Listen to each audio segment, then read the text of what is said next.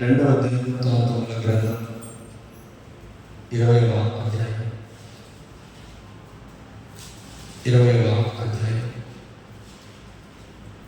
10వ వచనం నుంచి 11వ వచనం నుంచి చదువుకున్నాం.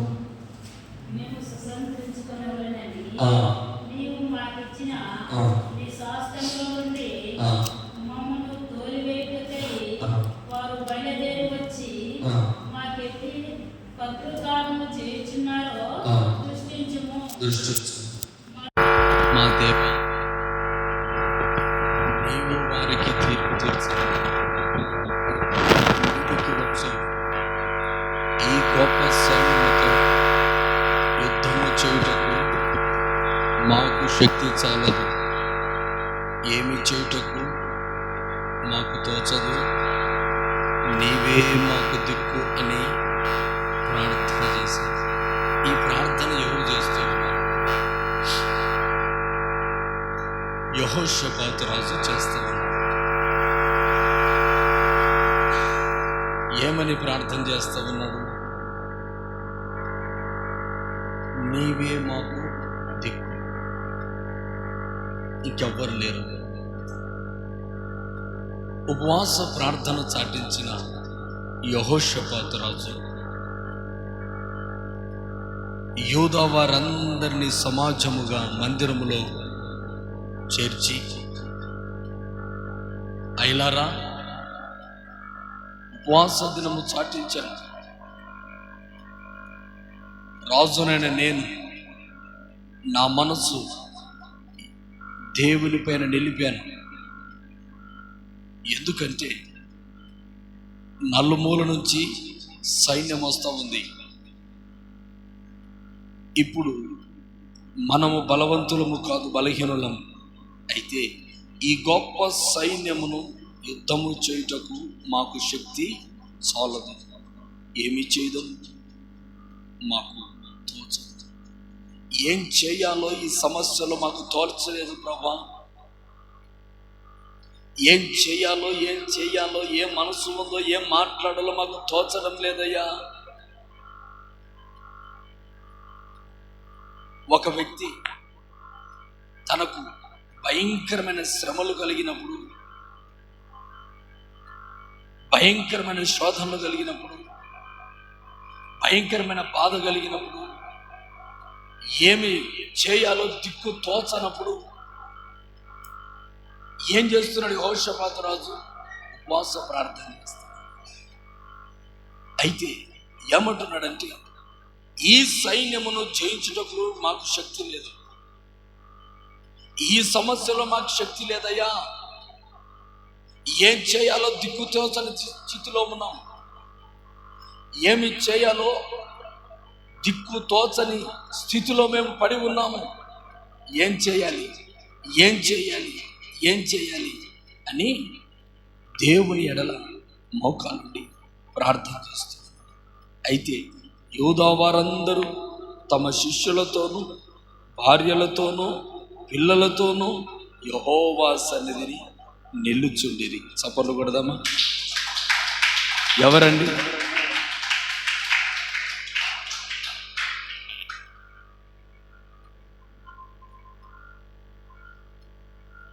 ఇక్కడ ఒక మాట నేను మాట్లాడాలని కోరుకుంటున్నాను. రాజ్యాన్ని వెళుతున్న రాజు యుద్ధానికి దండెత్తి వచ్చినప్పుడు రాజు సింహాసనాన్ని వదిలాడు, భార్యలను వదిలాడు, పిల్లలను వదిలాడు, సమస్తాన్ని వదులుకొని ఎక్కడ నిలబడ్డాడు? దేవుని సన్నిధిలో నిలబడ్డాడు. యూదా వారందరూ వచ్చారు. ఎలా వచ్చారు? ఒక్కొక్కరుగా వచ్చారా?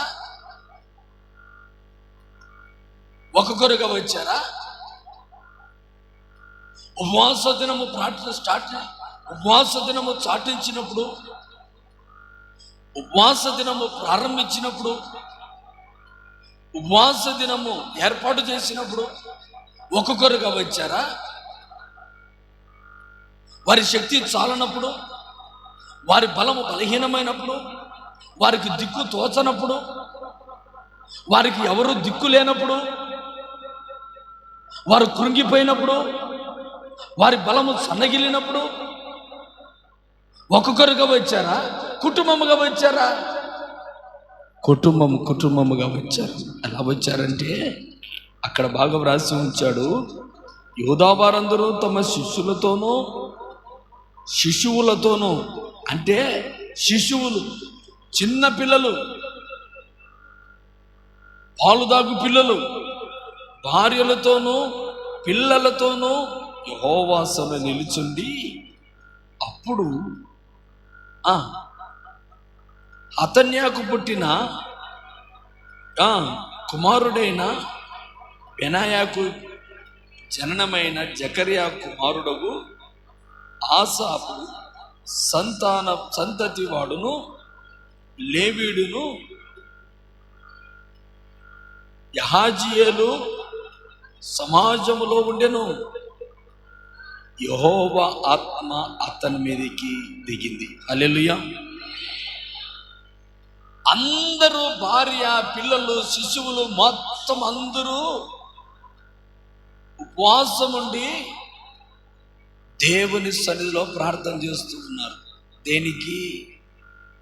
సమస్యను తొలగించడానికి, సమస్యను పోవడానికి, సమస్యను విడిపించడానికి.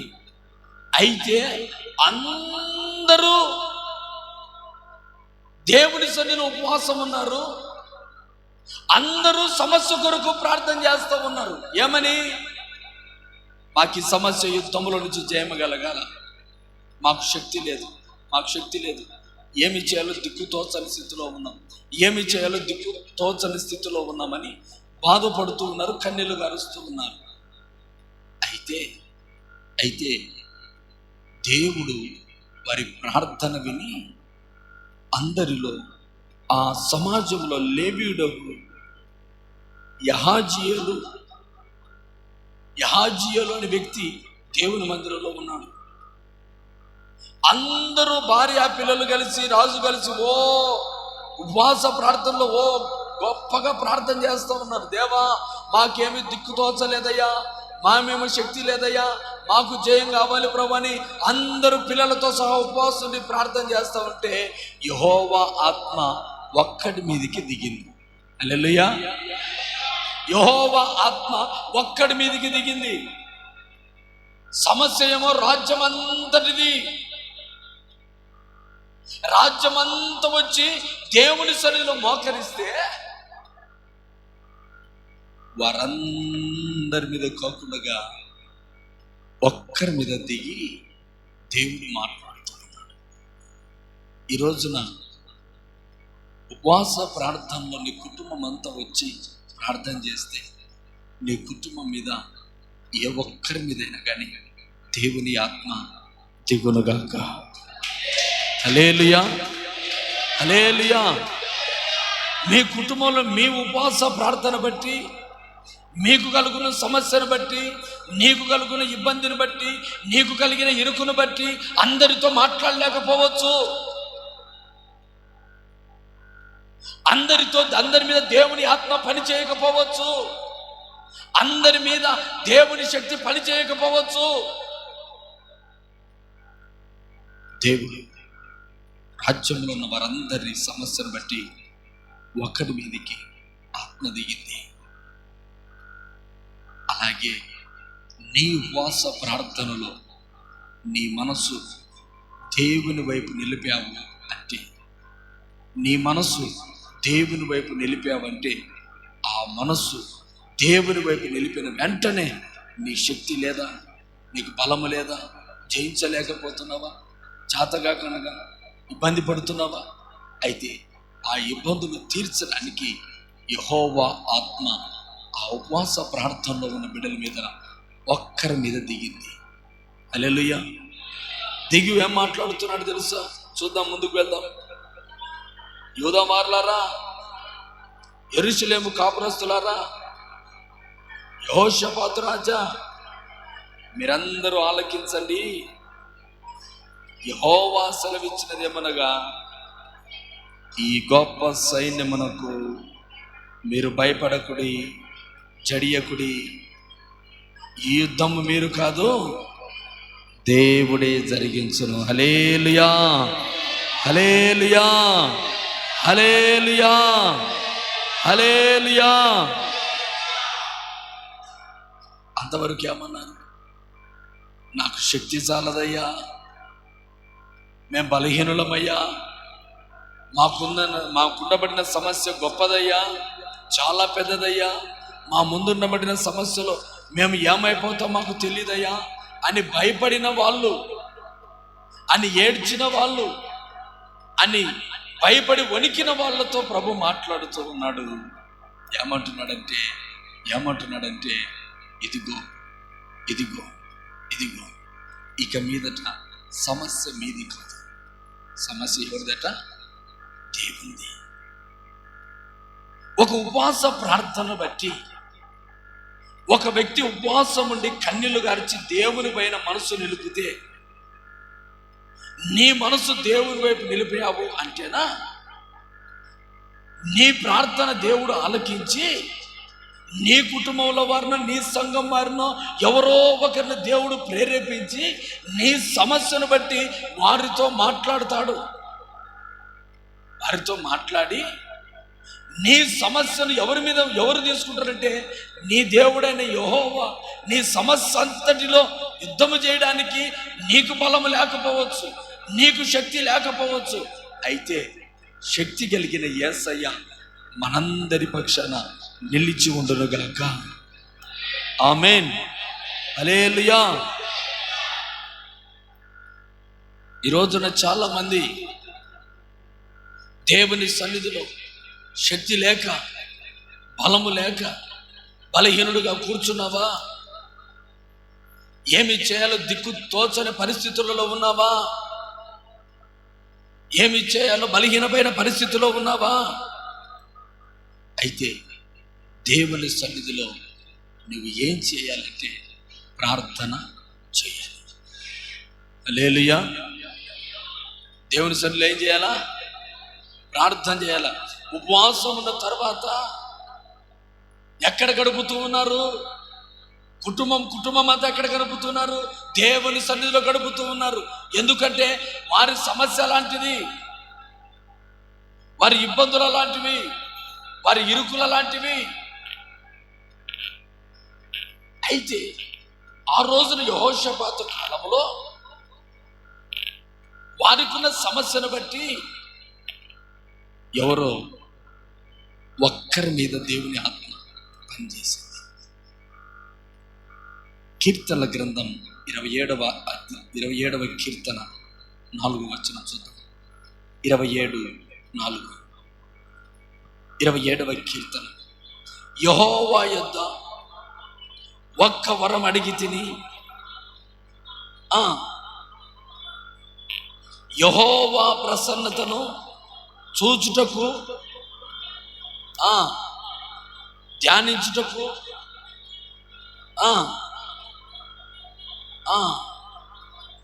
హల్లెలూయా, హల్లెలూయా. ఇప్పుడు యెహోవా యొద్ద ఒక మనవి చేయాలా? యెహోవా యొద్ద ఒక వరం అడగాల? యెహోవా యొద్ద ఒక వరం అడగాల నీవు అంటే దేవుని దగ్గరికి దేనికి రావాలా? అడగడానికి రావాలా? దేవుని యొద్దకు ప్రార్థన చేయడానికి రావాలా? దేవుని సన్నిధిలో మొరపెట్టడానికి రావాలా? దేవుని సన్నిధిలో వచ్చావు, వెళుతున్నావు, అది కాదు. దేవుని సన్నిధిలోకి వచ్చిన తర్వాత కుటుంబముగా చేరి ఉపవాస ప్రార్థనలో కనిపెట్టి దేవుని సన్నిధిలో ఏమడగాలంటే ఒక్క వరము నీవు అడిగినట్లయితే ఆ వరము నీకు దేవుడు ప్రసాదించాలని కోరుకుంటూ ఉన్నాడు. హల్లెలూయా, హల్లెలూయా, హల్లెలూయా. ఒక్క వరం అడిగితే ఆ వరము నీకు ప్రసాదించాలని ప్రభు కోరుకుంటున్నాడు. ఈ రోజున దేవుని సన్నిధిలోకి వచ్చాం, మౌనంగా కూర్చుంటున్నాం, ప్రార్థన చేయకుండానే, దేవుని వరం అడగకనే, దేవునికి విన్నవించకుండానే మరలా ఇంటికి వెళుతున్నాం. దేవుని అడగకనే, దేవునికి మొరపెట్టకనే మరలా తిరిగి వెళుతున్నావు. నీ మనసు దేవుని పైన నిలిపావా? దేవుని వైపు నీ మనసు నిజముగా నిలిపితే దేవుని ప్రత్యక్షత నువ్వు తప్పనిసరిగా చూస్తావు ఈ ఉపవాస ప్రార్థన దినమంతా. హల్లెలూయా, హల్లెలూయా. అందుకు దేవుడు అంటున్నాడు, అందుకు దేవుడు ఆ కుటుంబముతో ప్రభు మాట్లాడుతున్నాడు. ఆ కుటుంబములో, ఆ రాజ్యములో, ఆ బిడ్డలతో అందరినీ ఒక చోట కూర్చున్నప్పుడు ఒక్కరి మీద దేవుని ఆత్మ పనిచేసింది. ఆ ఒక్కరు ఎవరై ఉండాలంటే ఉపవాసంలో ఉన్న నీవే దైవ దర్శనము, దైవ ప్రత్యక్షత చూచే బిడ్డగా దేవుడు మీ కుటుంబాన్ని ఈ ఉపవాస ప్రార్థన దినములలో వాడుకొనును గాక. హల్లెలూయా, హల్లెలూయా, హల్లెలూయా, హల్లెలూయా. ఈ రోజున ఈ ఉపవాస ప్రార్థన దినమందు మరొకసారి నేను ప్రభు మాట్లాడుతున్నాడు. అదే 2వ దినవృత్తాంతముల గ్రంథము 20వ అధ్యాయము మరొకసారి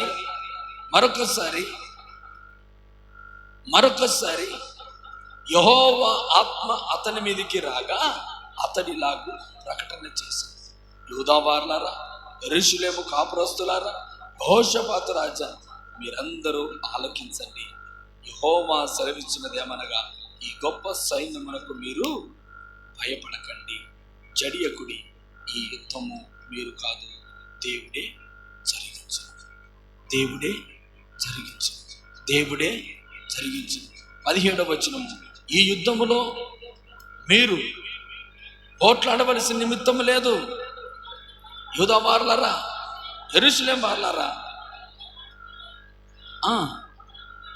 నిలుపబడి మీతో కూడనున్న యెహోవా దయచేసి రక్షణను మీరు చూచెదరు. భయపడకుడి, జడియకుడి, రేపు మారు మీదికి పోవుడి, యెహోవా మీతో కూడా ఉండును. హల్లెలూయా. దేవుడు ఏమంటున్నాడంటే, మీరు ఎక్కడికి వెళితే అక్కడ దేవుడు మీతో కూడా ఉంటాడు. ఎందుకు ఉంటున్నాడు? వారి సమస్య దేవుడు తీసుకుంటానంటున్నాడు. నేనే మీతో కూడా ఉంటానంటున్నాడు. మీరు యుద్ధం చేయొద్దని అంటున్నాడు. సమస్త భారం ఎవరు తీసుకుంటారంటే దేవుడు తీసుకుంటున్నాడు. అందుకే ప్రయాసపడి భారం వస్తున్న సమస్త జనులారా, ఆయన యుద్ధకు రండి. మీ భారం అంతా యెహోవా మీద మోపుడి. ఈ రోజున నీ సమస్యను సమస్యగానే తీసుకుంటున్నావు. ఉపవాస ప్రార్థనలో వస్తున్నావు, ఏదో భారంగా వస్తున్నావు, కానీ ఆ భారం నీ వెంటనే తీసుకొని వెళ్తున్నావు. దేవునికి ఇస్తున్నావా? లేదే. ఏ భారంతో ఎలాగో ప్రార్థన చేయాలని వస్తున్నావు, ఏమేమో ప్రార్థన చేయాలని వస్తున్నావు, ఏదో చేయాలి దేవుని సన్నిధిలో, ఏదో కోసాడాలా, ఏదో కన్నీళ్ళు విడవాలా, నా బాధ అంతా దేవునికి చెప్పాలని వస్తున్నావు. కానీ దేవుని మందిరంలోకి వస్తా ఉన్నావు, నీ బాధను ఒక్కటి కూడా దేవునికి చెప్పుకునగా మరలా తిరిగి వెళ్తా ఉన్నావు. ఇప్పుడు భారం ఎవరితో వస్తా ఉంది? దేవునికి చెప్పాలని వస్తూ ఉన్నావు కదా భారాన్ని, దేవుని సన్నిధి దించుకోవాలని వస్తూ ఉన్నావు కదా భారాన్ని. మరి ఆ భారం అంతా నువ్వు దించుకొని వెళుతున్నావా, లేకపోతే ఆ భారం నీ గుండెల నిండాగా ఉంచుకొని మరలా తిరిగి వెంటకు వెళ్తా ఉన్నావా? మీరు అలా చేయలేదు. దేవుని సన్నిధిలో ఒకేటి అన్నారు, వాళ్ళకున్నది ఒప్పుకుంటున్నారు. ప్రభా, నాకుండబడిన యుద్ధంలో శక్తి మాకు తక్కువ ఉంది, మా చేత కాదు. సమస్య మా ఎదుట ఉంది, మా చేత కాదు. సమస్యలు ఎక్కువ ఉన్నాయి, మా చేత కాదు. అయితే మేము చేతనేది ఏందైతే మీతో చేతగా అన్ని చేత కాదని దేవుని సన్నిధిలోకి వచ్చి మాట్లాడుతున్నావు. ఏమి చేతనవుతుంది అంటే వారంటున్న మాట, యూదా వారందరూ, మాకు చేతనయ్యేది ఉపవాస ప్రార్థన ఒకటే. హల్లెలూయా. మాకుండబడిన సమస్యలు ఎక్కువే, మాకుండబడిన బాధలు ఎక్కువే. అయితే దేవా, నాకు చేతనయ్యేది ఏమిటి అంటే ఉపవాసం ఉండి ప్రార్థన చేయడం ఒక్కటే చేతనవుతుంది, ఇంకా నాకు ఏది చేత కాదు. అయితే దేవా, మా శత్రువుల ఎదుట మమ్మల్ని ఓడనివ్వద్దు, మా శత్రువుల ఎదుట మమ్మల్ని ఓడిపోనివద్దు అని దేవుని ఎదుట ఎవరెవరు వచ్చారంటే చిన్న పసిబాలు, పాలు దాగు పిల్లలు, చిన్న పిల్లలు, భార్య, భర్త, అంటే కుటుంబం అంతా వచ్చి ఉపవాసము ఉన్నారు. చప్పట్లు కొడదామా? ఇక్కడ ఒక్కరు కాదు ఉపవాసం ఉండేది. ఎందుకు దేవుడు మీ పక్షాన నేను యుద్ధం చేస్తానని ఎందుకు యెహోవా ఆత్మ దిగి వారితో మాట్లాడుతూ ఉన్నాడంటే, ఒక్కసారిగా వీరందరి ప్రార్థన విని దేవుడు ఆకాశంలో కదిలిపోయాడండి. ఇదేంట్రా, వీరి సమస్యను బట్టి ఎవరో ఒకరు ఉండడం ప్రార్థన చేశాను. భార్య ఉపవాసం ఉంది, భర్త ఉపవాసం ఉన్నాడు, పిల్లలు ఉపవాసం ఉన్నారు, అందరూ దేవుడి మందిరంలో ఉన్నారేంట్రా? అందరూ నా మందిరంలోనే ఉన్నారేంది? రాజ్యం మా మందిరంలో ఉన్నారేంది? ఏంట్రా ఇది? ఈ రోజున ప్రభువైన దేవుని పిల్లలారా, నీ కుటుంబం అంతా దేవుని మందిరంలో ఉంటే దేవుడు ఏమంటున్నాడు తెలుసా? నీ సమస్యను నీవు యుద్ధం చేయవలసిన అవసరం లేదు. నీతో నేనే నీ పక్షం నిలబడి నీ సమస్య ఎదుట నేను యుద్ధం చేస్తాను అంటున్నాడు. అంటడమే కాదు, నేను మీతో కూడా ఎప్పుడు ప్రభు అంటున్నాడు, ఏమంటాడు? యెహోవా మీతో కూడా ఉండును. రాజా, మీరు ఇక భయపడవలసిన అవసరం లేదు. యూదా ప్రజలారా, మీరందరూ భయపడవలసిన అవసరం లేదు. ఎవరు మాట్లాడుతున్నారా ఈ మాటలన్నీ? అనేకులు సంఘంలో ఉపవాస ప్రార్థన ఉంటే, ఉపవాస ప్రార్థనలో ఉన్న ఒక ఆత్మీయుడి మీదకి యెహోవా ఆత్మ దిగింది, ఒక పరిశుద్ధుని మీదకి యెహోవా ఆత్మ దిగింది, ఒక ప్రార్థనా పరుడి మీద, ఒక లేవీయుడి మీద ప్రార్థన ఆత్మ దిగింది, దేవుని ఆత్మ దిగింది. అతని పేరే యహాజీయేలు. యహాజీయేలు మీద దేవుని ఆత్మ దిగిన వెంటనే యహాజీయేలు మాట్లాడుతున్నారు. అయ్యో, మీరు పిల్లలు పెద్దలందరూ కలిసి ఉపవాస ప్రార్థనలో దేవుని సన్నిధిలో ఉంటే ఆయన చెబుతున్న మాట ఏమిటంటే, ఇక మీరు యుద్ధం చేయాల్సిన అవసరం లేదు. మీరు యుద్ధ భూమిలోకి వెళ్ళి ఊరికి పంక్తులు తిరిగా ఊరికి నిలబడి చూడండి. అయితే యుద్ధం మీరు చేయదండి. మేము చేయకుండా ఎవరు చేస్తారయ్యా? మన దేవుడు ఆరాధిస్తున్న దేవుడే యుద్ధం చేస్తా ఉన్నాడు. మనం ఆరాధిస్తున్న దేవుడే మన ముందు నిలబడతా ఉన్నాడు. మనం ఆరాధిస్తున్న దేవుడు మన సమస్యను తొలగిస్తున్నాడు. ఎట్లాగా అంటే, దేవుడు మీకందరికీ తోడుగానే రాబోతున్నాడని దేవుడు చెబుతున్నాడని ఒక్కసారిగా ఆత్మ కలిగిన దేవుడు చెబుతూ ఉన్నాడు. హల్లెలూయా, హల్లెలూయా, హల్లెలూయా. ఈరోజు నీ ఉపవాస ప్రార్థనలో నీకు విడుదల కావాలని కోరుకుంటున్నావా? ఈ ఉపవాస ప్రార్థనలో నీ జీవితంలో మేలు పొందాలని కోరుకుంటున్నావా? నీకు శక్తి చాలలేదా సమస్యలు ఎదిరించడానికి? నీ సమస్య ముందర నీవు కాదు నిలబడేది, నా దేవుడు నిలబడుతూ ఉన్నాడు. కారణం ఏంటంటే, నీతో కూడా నా దేవుడు రాబోతూ ఉన్నాడు. నీ సమస్యను దేవుని సమస్యగా, దేవుడు నీ సమస్యను స్వీకరించాలంటే నీకు అయ్యిందల ఒకటే, ఉపవాస ప్రార్థన, ఉపవాస ప్రార్థన, ఉపవాస ప్రార్థన, ఉపవాస ప్రార్థన, ఉపవాస ప్రార్థన, ఉపవాస ప్రార్థన, ఉపవాస ప్రార్థన. ఈ రోజున నీకు చేత కాదు, నా వల్ల కాదు, ఈ సమస్యల్లో నిలబడలేను, నా చేత కాదు అంటున్నావా? నీ చేత కాకపోయినా పర్వాలేదు. నీ సమస్యలు తీర్చడానికి, యుద్ధం చేయడానికి నీకు శక్తి లేదు, కానీ ఉపవాస ప్రార్థనడానికి శక్తి ఉంది కదా. నీ సమస్యలకు శక్తి లేదండి ఎదిరించడానికి, ఉపవాసడానికి శక్తి ఉంటే చాలు అని ఈ రోజున ప్రభువైన యెహోవా దేవుడు మాట్లాడుతున్న మాట ఏంటంటే, నీవు ఉపవాస ప్రార్థన చేసి నీవు నీ కుటుంబం నా సన్నిధిలో నిలబడి కన్నీళ్లు విడిచి ప్రార్థన చేశావంటే నేను నీతో కూడా వస్తాను అంటున్నాడు. నేను నీతో కూడా ఉంటాను అంటున్నాడు. నీ సమస్యలో నువ్వు బాధపడవలసిన అవసరం లేదు, నువ్వు మాట్లాడవలసిన అవసరం లేదు, నువ్వు ఖడ్గం పట్టాల్సిన అవసరం లేదు, నువ్వు కత్తి పట్టాల్సిన అవసరం లేదు, నువ్వు ఈట పట్టాల్సిన అవసరం లేదు. యెహోషాపాతు రాజా, నువ్వు కత్తి పట్టాల్సిన అవసరం లేదు, ఖడ్గం పట్టాల్సిన అవసరం లేదు, రథం ఎక్కాల్సిన అవసరం లేదు. నువ్వు ఊరికి నిలిచిండి చూడు, నువ్వు నిలిచిండి చూడు, నా దేవుడి యుద్ధం చేస్తాడు. ఇది రేపటి దినం ముందు జరుగుతుందని గొప్పగా దేవుడు చెబుతాడు.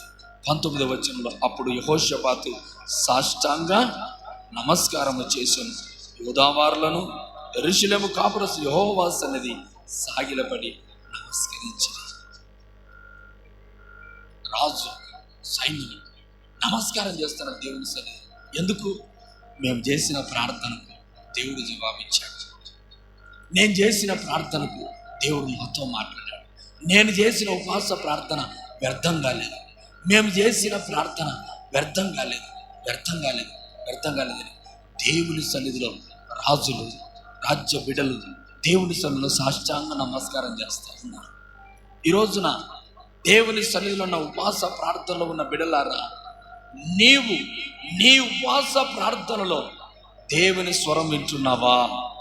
హల్లెలూయా, హల్లెలూయా, హల్లెలూయా. ఊరికే ఉపవాస ప్రార్థన ఉండడం కాదండి. ఉపవాసం ఉన్నావు, ప్రార్థన ఉంది, ఉపవాసం ఉంది. అయితే యెహోవా ఆత్మ నీ మీదకి దిగలేదు, అంటే పరిశుద్ధాత్మ నీ మీదకి దిగలేదు. ఇంకా ప్రార్థన చేస్తున్నావు, కన్నీళ్ళు వస్తున్నాయా? ప్రార్థన చేస్తున్నావు, వసడుతున్నావు దేవుని మీద. నీవు ప్రార్థన చేస్తూ ఉంటే కన్నీళ్ళు నీకు కానీ నీ బాధ అంతా దేవుడికి చెప్పుకుంటూ కన్నీళ్లు కార్చి ఒకసారిగా కుప్పకూలిపోవాలి, తేలికైపోవాలి, మనసు అంతా తేలికైపోవాలి. ఒక వ్యక్తి దేవుని మీద మనసు నిలిపి ప్రార్థన చేశాడు అంటే యెహోవా ఆత్మ ఖచ్చితంగా ఆ వ్యక్తి మీదకి దిగుతుంది. దిగిన వెంటనే ఆ వ్యక్తితో దేవుడు మాట్లాడతాడు. మాట్లాడే సమయానికి ఆ వ్యక్తి దేవునికి సాష్టాంగ నమస్కారం చేశాడు. ఈ అనుభవాలు జరుగుతున్నాయి ఉపవాస ప్రార్థన ఎందుకు ఉండమంటున్నారు తెలుసా? దేవుని ఆత్మ నీతో నిలుచుటకు, ఒకటి దేవుని పరిశుద్ధాత్మ నీ మీద ఎల్లప్పుడూ నిలుచడానికి, ఒకటి నీ సమస్యలో జయము కలగడానికి దేవుని బలము నీవు కోరుకుంటున్నావు. దేవుని బలం నీవు కోరుకున్న వెంటనే కలిగే అనుభవం ఏమిటంటే దేవుడు ఎల్లప్పుడూ నీకు తోడుగానే ఉంటాడు. మనుషులు తోడు అవసరం లేదు ఇక నీకు, మనుషుల బలం అవసరం లేదు ఇక నీకు. దేవుడు ఎల్లప్పుడూ నీకు జరగబోయేదెల్లా చెబుతూ ఉంటాడు. అందుకే పరిశుద్ధాత్మ జరగబోయే సంగతులు మీకు వివరిస్తుంది. ఈ ఉపవాస ప్రార్థన దినమందు నీవు సంపాదించుకోవలసినది రెండవది, నీ మనసు మొట్టమొదటిగా నీ మనసు దేవుని వైపు నిలవాలా, మొదటిది. రెండవది, దేవునికి ఎదుట నాకు శక్తి లేదయ్యా, శక్తి కలిగిన నీవే దేవుడు, నీవే నాకు ఆధారం, వేరొక ఆధారం లేదని పరిపూర్ణముగా మన బలమంతా తగ్గించుకొని దేవుని ఎదుట మోకాలు నిలబడి ప్రార్థన చేయాలి. ప్రార్థన చేసిన వెంటనే పరిశుద్ధాత్మను పొందుకోవాలి. పరిశుద్ధాత్మను పొందుకున్నప్పుడు ప్రభు మనతో మాట్లాడతాడు. యెహోవా ఆత్మ దిగిన వెంటనే దేవుడు మాట్లాడాడు. దేవుని ఆత్మ నీ మీద పని చేయాలి అంటే ఖచ్చితంగా నువ్వు ఉపవాస ప్రార్థన ఉండాలి. కనుక ఈ ఉపవాస ప్రార్థన దినమందు నీకు పరిశుద్ధాత్మ లేదు కదా, పరిశుద్ధాత్మ సహవాసం లేదు కదా, ప్రార్థన చేస్తున్నావు, ఉపవాసం ఉంటున్నావు, కన్నీళ్ళు విడుస్తున్నావు, పరిశుద్ధాత్మ అటువంటిది నీకు తెలియదు. కనుక ఈ ఉపవాస ప్రార్థన దానిపైన కానీ దేవుని ఆత్మ నీ మీద పనిచేసి దేవుడే నీకు తోడై ఉండును గాక. హల్లెలూయా. ఈ రోజున నీ సమస్యలను బట్టి, నీ బాధలు బట్టి కన్నీళ్లు గార్చాల్సిన అవసరం లేదు. దేవుని మీద నీ భారం అంతా ఈ సమయంలో మోపు. దేవుడే నేను ఆదుకొని నేను ముందుకు నడిపించును గాక. అందరు మోకరించి ప్రార్థన చేసుకుందాం. అందరు మోకరి చిన్న ప్రార్థన చేసుకుందాం. అందరు మోకాలు నిలబడదాం. అందరు మోకాలు నిలబడదాం.